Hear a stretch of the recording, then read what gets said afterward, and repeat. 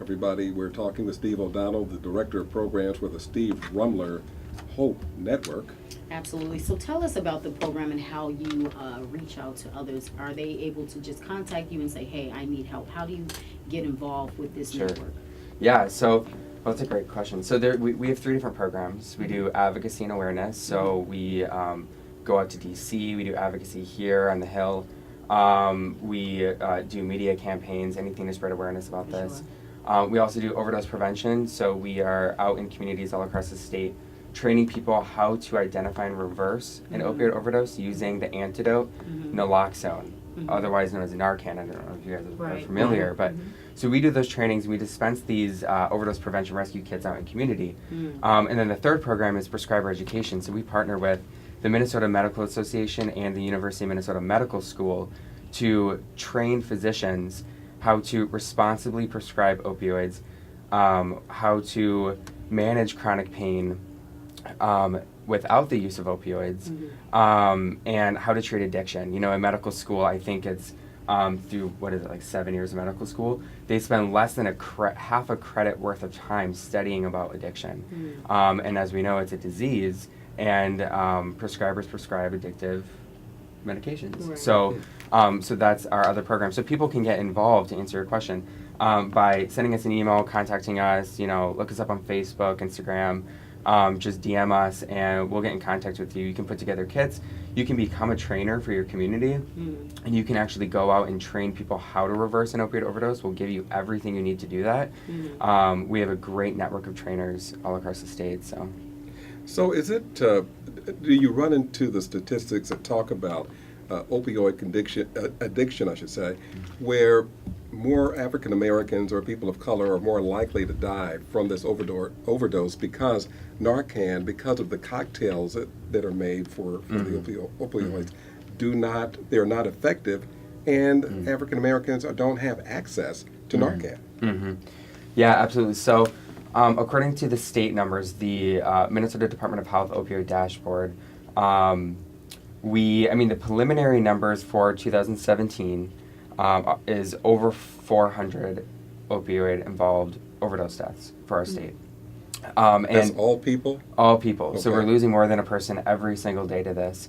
Across the country, it's even more staggering. The CDC's numbers are 72,000. So we're talking like a person every 9 minutes is dying from this. So, but to answer your question, that in our state in particular, we have such a large cultural disparity when it comes to this issue.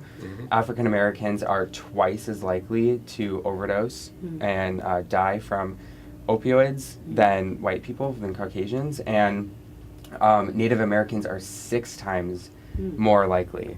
So, So why is that, Sean? Well, I think that there are a few different factors.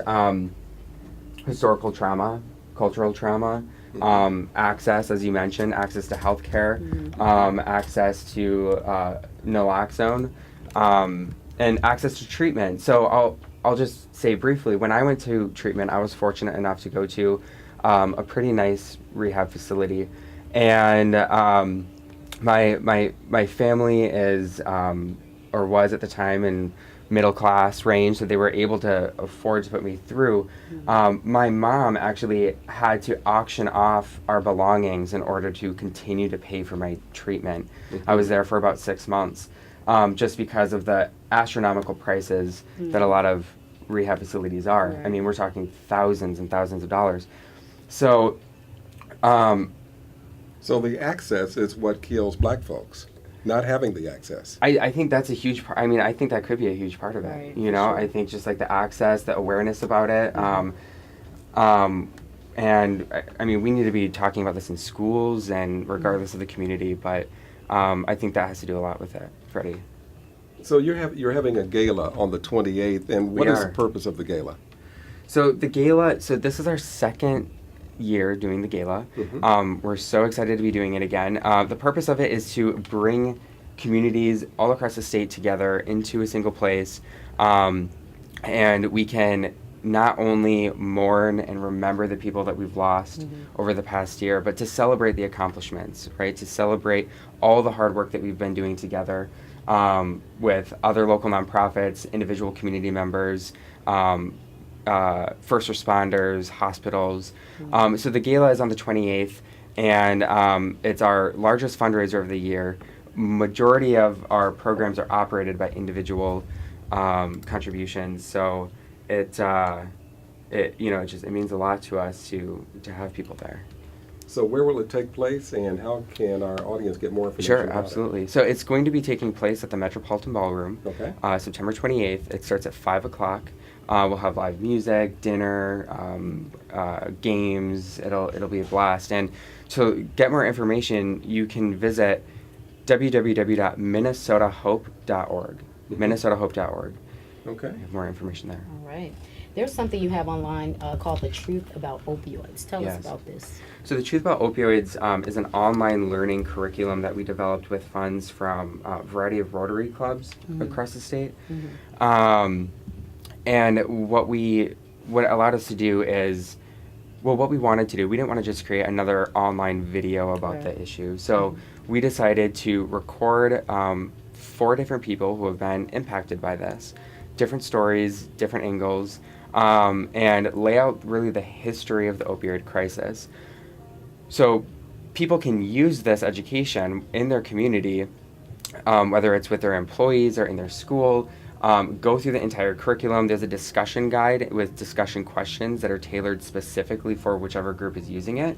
And then also a resource guide was developed with this as well, and it gives you information on how you can get involved or what you can do in your community. So really, it's like a starter kit to coalition building in your community.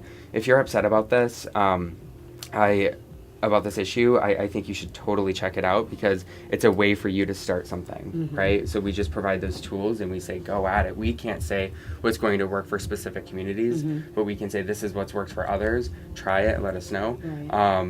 The people that we interviewed were great. I mean, their stories are so inspiring, so I encourage people to check it out. So just a way to level set, opioid is a catch-all term for Yes. for what? Opioid is a catch-all term for a series of drugs or medications that, they affect your opioid receptors in your brain. Everyone has opioid receptors in your brain. But that could include prescription narcotics like hydrocodone, Percocet, Oxycontin, Tramadol. So these are all opioids, codeine, and there's also illicit opioids such as fentanyl, carfentanil. I should say illicit opioids in the street, fentanyl, carfentanil. Those are also prescription as well, but heroin is another example. So, and in Minneapolis, we're recently seeing a case of pink death, is what it's called, which is an extremely potent opioid. So, just a warning for everyone out there in the using community, just to be safe, make sure you have naloxone, because it is very pervasive in our communities.